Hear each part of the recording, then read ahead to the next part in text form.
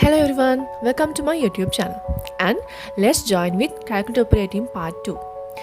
අද Calculate Operating Part 2 එකෙන් මම ඔයගලන්ට ගෙන එන්නේ කොහොමද calculator එකක් use කරලා unknown variables දෙකක් තියෙන equations solve කරන්න කියලා. Then let's start. මුලින්ම මම ගත්තා අපේ unknown variables දෙකක් සහිත equations දෙක.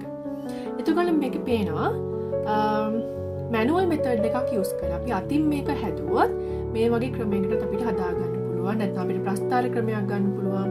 නැත්නම් අපිට තව substitution method එකක් කියන්නේ මෙන්න මේකෙන් අපිට y යුක්ත කරලා ඒ දේ මේකට apply කරලා අපිට answers හොයාගන්න පුළුවන්.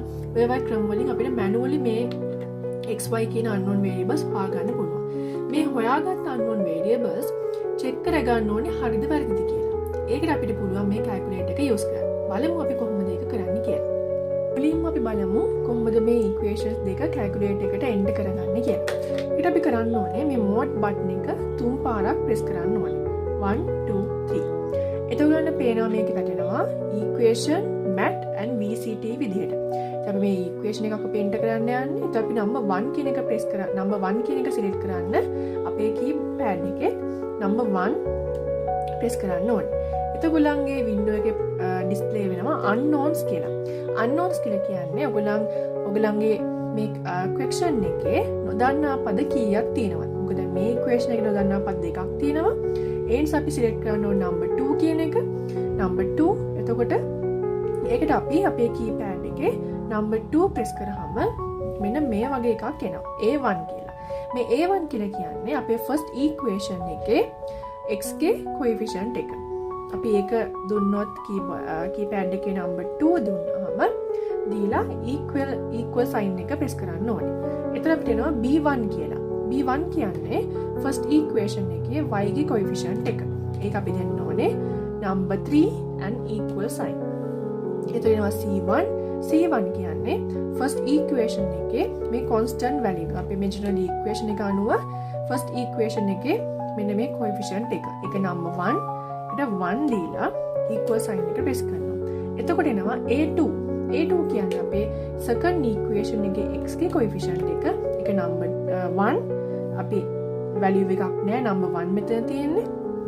අපි 1 දීලා equal දෙනවා. එතකොට එනවා B2. B2 කියන්නේ y ගේ second equation එකේ y ගේ coefficient එක.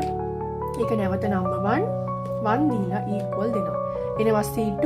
C2 කියන්නේ second equation එකේ coefficient value එක. ඒක number 2. 2 දීලා අපි equal sign එක press කරනවා. එතකොට එනවා අපිට මෙන්න මේ වගේ window එක. මේ බලන්න x ගේ අපේ උත්තරේ number 5. අපේ manual method එකේ answer එක අපේ හරි. බලමු y ගේ answer එක. y check කරන්න අපි කොහොමද? keypad එකේ equal sign එක press කරනවා. බලමු අපේ answer එක හරිද කියලා. අපිට එනවා -3. y is equal to -3. Yes, it's true, right?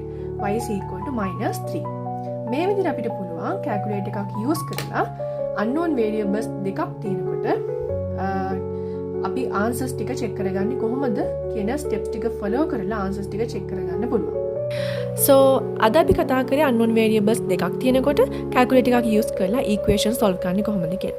අපි next video එකේ කතා කරමු unknown variables තුනක් තියෙද්දි කොහොමද calculator එකක් use කරලා ඒවා solve කරන්නේ කියලා.